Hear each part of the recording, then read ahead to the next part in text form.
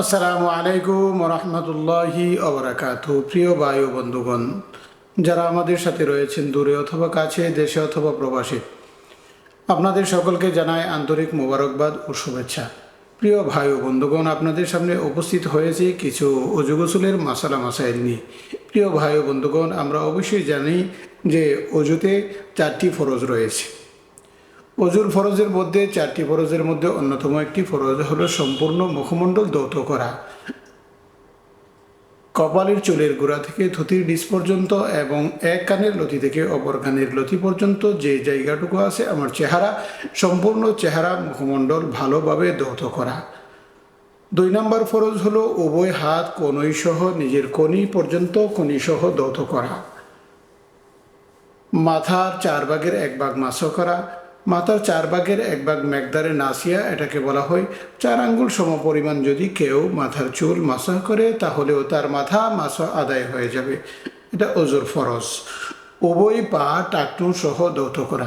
প্রিয় ভাই বন্ধুগণ, পা ভালোভাবে ধৌত করা। এই 4টি ফরজ হলো অজুর ফরজ। অজুর ফরজের পরে রয়েছে আমাদের অজু করার সুন্নতের তরিকা।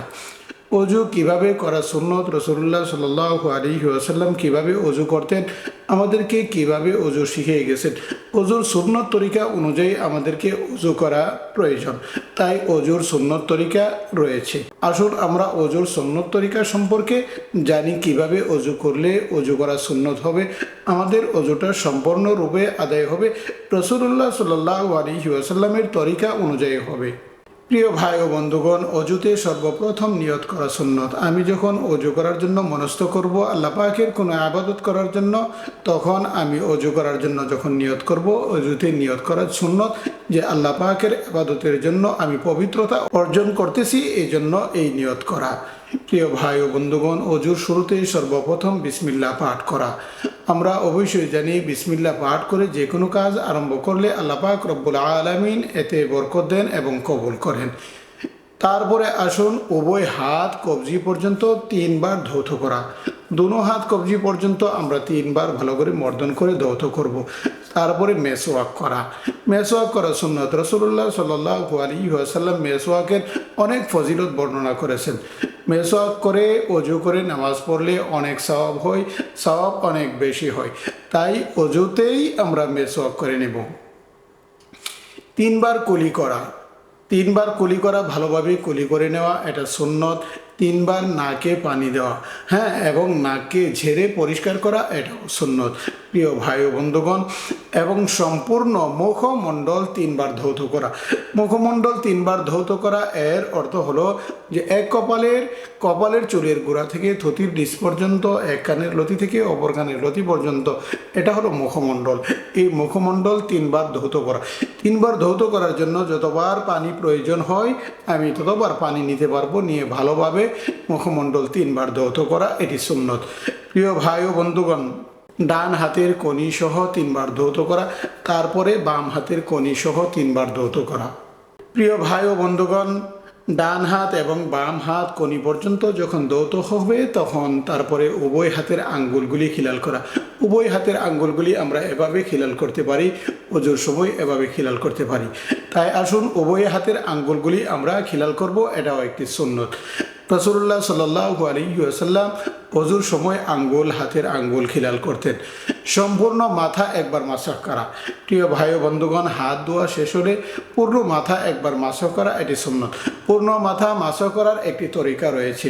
পূর্ণ মাথা মাসাহ করার তরিকা হলো হাতে পানি নেব, পানি নেওয়ার পর পানি ফেলে দেব, ফেলে দিয়ে তারপরে 2 হাতকে এভাবে আমরা ধরবো।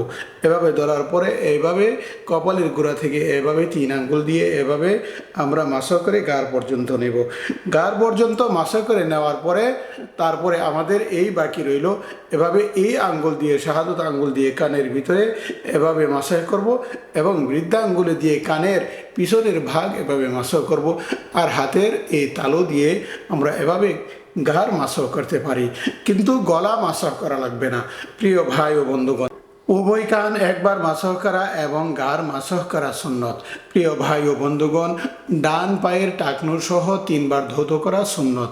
প্রিয় ভাই ও বন্ধুগণ, আমরা জানি পায়ের আঙ্গুল এবং পায়ের চামড়া মোটা হওয়ার কারণে অনেক সময় পায়ের চামড়ার মধ্যে পানি পৌঁছতে দেরি হয়, অথবা শীতের দিন পায়ের চামড়াগুলি খসখসে হয়ে থাকে। তাই পা যখন আমরা ধৌত করব তখন খুব খেয়াল করে ভালো করে মর্দন করে আমরা ধৌত করব। বাম পায়ের টাকনো সহ 3 বার ধৌত করা। প্রিয় ভাই ও বন্ধুগণ, উভয় পায়ের আঙ্গুলগুলিও খিলাল করা সুন্নত। রাসূলুল্লাহ সাল্লাল্লাহু আলাইহি ওয়াসাল্লাম হাতের আঙ্গুল পায়ের আঙ্গুল খিলাল করতেন, তাই হাতের আঙ্গুল এবং পায়ের আঙ্গুলগুলি আমরা অবশ্যই খিলাল করব। প্রিয় ভাই ও বন্ধুগণ, অজু যখন আমাদের শেষ হবে, অজু শেষ হওয়ার পরে আমরা দাঁড়িয়ে আকাশের দিকে তাকিয়ে কালিমায়ে শাহাদাত পাঠ করব। কালিমায়ে শাহাদাত আমরা আকাশের দিকে তাকিয়ে কালিমায়ে শাহাদাত পাঠ করব। আশহাদু আল্লা ইলাহা ইল্লাল্লাহু ওয়া আশহাদু আন্না মুহাম্মাদান আবদুহু ওয়া রাসূলুহু। এইভাবে কালিমায়ে শাহাদাত পাঠ করার পর আমাদের অজু সম্পূর্ণ হলো। প্রিয় ভাই ও বন্ধুগণ, রাসূলুল্লাহ সাল্লাল্লাহু আলাইহি ওয়াসাল্লাম আমাদেরকে সুন্নত তরিকায় অজু শিক্ষা দিয়ে গেছেন। তাই আসুন রাসূলুল্লাহ সাল্লাল্লাহু আলাইহি ওয়াসাল্লামের প্রতিটা সুন্নতের প্রতি আমরা লক্ষ্য করি এবং আমল করার চেষ্টা করি। আল্লাহ পাক রব্বুল আলামিন আমাদের সকলকে রাসূলুল্লাহ সাল্লাল্লাহু আলাইহি ওয়াসাল্লামের সুন্নত অনুযায়ী আমল করার তৌফিক দান করুন। আমিন।